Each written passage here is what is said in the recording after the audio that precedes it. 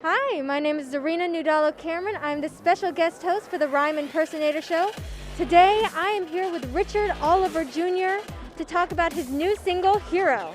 Now, this man is an actor, a singer, a producer, a chef. So, Richard, why don't you come over and talk to us about it?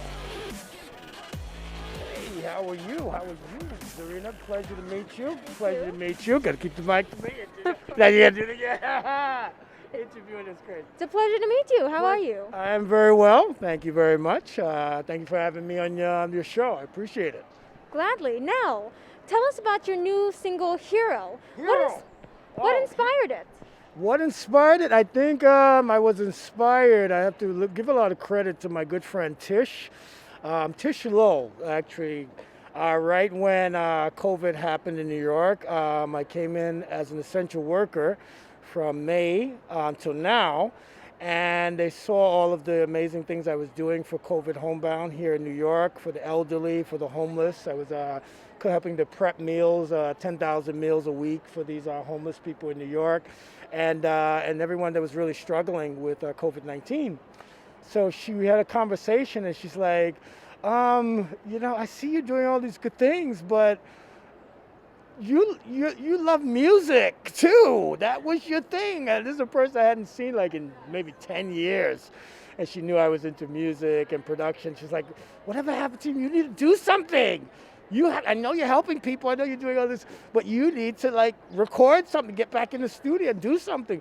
So I was thinking like, man, I got inspired. So I like took my guitar, my acoustic guitar, I started playing and I was watching like everything that was happening with the nurses and the struggles with COVID and the hospitalizations and the deaths. And it was kind of a way to release what I was feeling as well, seeing it from the food perspective of, the food need right now for so many people. So I got inspired and the words of the song started to come to me. And then I created, I didn't have my studio because of course COVID, I didn't have a professional studio. So I built kind of like a home pre-production studio, and I literally recorded this song in my room.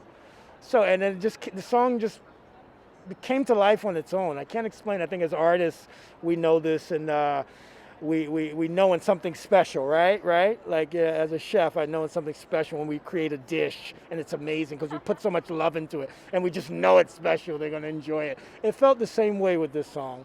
And it was kind of like a rejuvenation of another facet of myself, which is music and songwriting. And it's been a long time since your last album came out. Long time. It's been a long time. I mean, as me, like most people, I would say, let me just show you. Like most people, I would say, they segue to different things. We sometimes in life we leave things alone, in life circumstances, and we kind of forget the things that we produce. This was my first album, actually, second, Freaky Man. This was way back in 2008. I released this independently. Wow. Yeah, this was like my first independent release on the ICP Entertainment Records. So, things in life happen, setbacks, and I just kind of went into I was running my company at the same time. I was building my startup, and a lot of my attention maybe went into my startup and a little less into the music. But yes, I was still doing some production in terms of the comedy show that we produced. We did a Kickstarter campaign. We raised $13.5K in 2 months, and we employed a lot of people in New York, and we created a YouTube channel. And we did an amazing piece of work. It was very beautiful. And so my attention went more to the company and what the company was building. I'm a CEO of my own entertainment company, so I was I drifted off. I kind of left music alone. It was still in me, but I wasn't going after it. I told people, I always do like a second follow-up, and I got so many. This was literally on the radio. I had songs on the radio. That's Q-Top Radio. My song was #1 for 2 weeks. I was literally on the same charts, indie charts, with Jordan Sparks. Yeah. With people didn't know this about me. With I was literally on the indie charts, top 100, top 40 charts. I was moving up the charts. One of my songs, a cappella, from this particular album, literally hit the charts. It was big. So I was like, man, I didn't have that backing at the time. I had some investors, but it wasn't, that much. And You know, I'm like most people, I think. I left something alone, right? But it's still a part of me, right? And I think when COVID happened, it may have reawakened that in me again, you know? And I need to do this. I need to create something beautiful. And so the album is called Everything I Have. It's my new follow-up album, finally, after a decade. A decade. You're going to get this album after a decade. And it's so inspirational, filled with so many things. I guess now I have more things to write about, right? When you experience things, that's when the best writing comes, right? The best songs come when you experience things. The best books, I think, come when you experience things. So I think with this album, there's so many emotions. Hope, I love about it. Hope, faith, all the things, kindness, what we need in the world, gospel, reggae, this hip hop, going after your dreams. It's such a motivational album, I think, that the world needs right now. You know, like. We very much need that. Yeah, I think now, when is Hero going to be dropping, though? Hero Because drops on December 25th. Hero drops December 25th, and the music video drops on the 26th. Very excited about it. Hero, it's going to be like everywhere, iTunes, everywhere. And this is like amazing. This is like it's been like a decade since I've literally released any product. Christmas Day, what a Christmas Day. On Christmas Day, it's Hero. It's Christmas Day. And yeah, and it's actually Christmas Day. The original release was in November, but I think. Because there's some procedure which has to, you know, tracking and Spotify to get things. So we had to push it down. I was like, Christmas is, you know, because most releases drop on a Friday. That's what's recommended. If you're independent or major artist, you always drop a release on a Friday.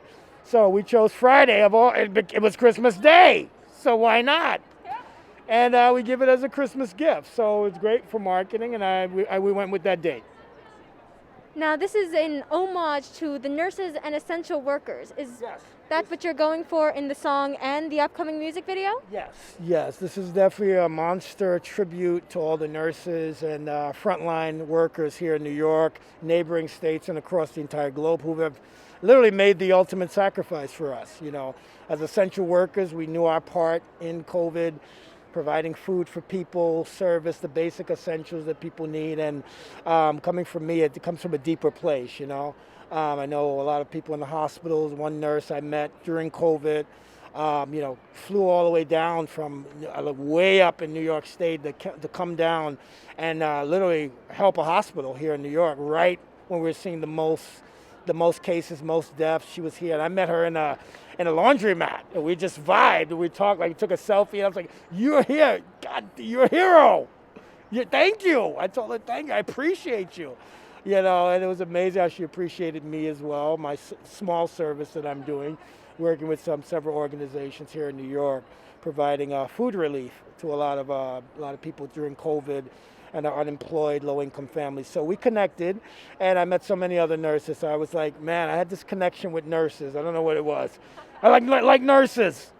It was amazing because it was so. I just saw them as heroes, you know. And this song is a tribute to all the nurses and frontline workers. I'm very proud of it. Hope you guys will love it. We put all our heart and love into it. Look forward to the music video filming, and beautiful. And then we came up as a filmmaker. That people didn't know. I don't know if you studied my backstory. A lot of people don't read the backstory. I'm a New York Film Academy graduate as well as a chef, and I produced this screenplay called Hero. It's like I have the script here with me. Yeah. Did you read the script? I did. It's interesting and wow. Oh yeah. It's so vulnerable and, well, it seems like such a hard role to play. I think the inspiration came for that, for it to be realistic, right? Relatable, right? We're all going through different things, whether you're a chef, whether you're a frontline worker, whether you're a bus driver, but our goals are still the same. Our experiences are still the same, right? But just from two different perspectives, right? So I think that's where I got the role for Regina Carter. You are